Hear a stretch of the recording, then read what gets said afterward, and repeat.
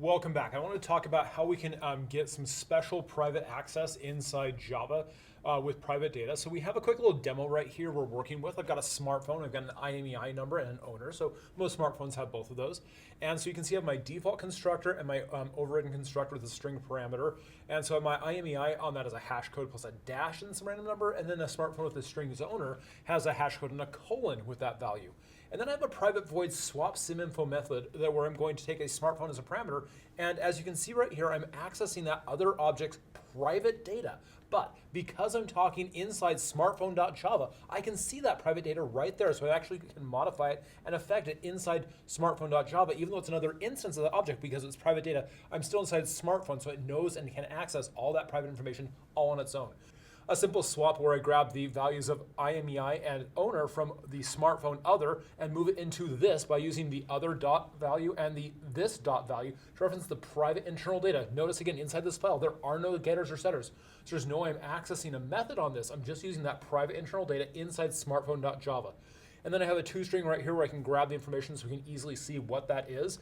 And so my string description is a smartphone with owner and an IMEI and that value and just returning that value right back to it. And then I've just got a quick little controller that can run that for us.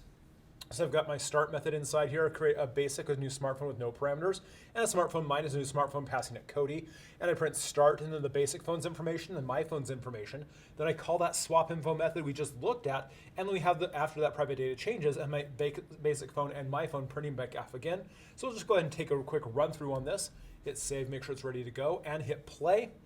And then start. The basic phone is a smartphone with owner unowned, and it has that new IMEI number. And then my phone, oh, it's a smartphone owner Cody. Hey, it's me. And then my IMEI number, again, you can see the colon on that. And then I do my private data changes where I call that swap syminfo method.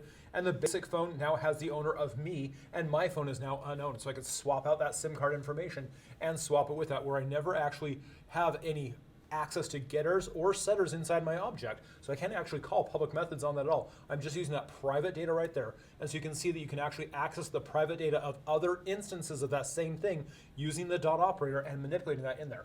I hope this is a helpful explanation of how you can access private data of the same types of things inside this, the type.java file. And I hope this is helpful to you. Cheers, see you next time, and have a good day. Bye-bye.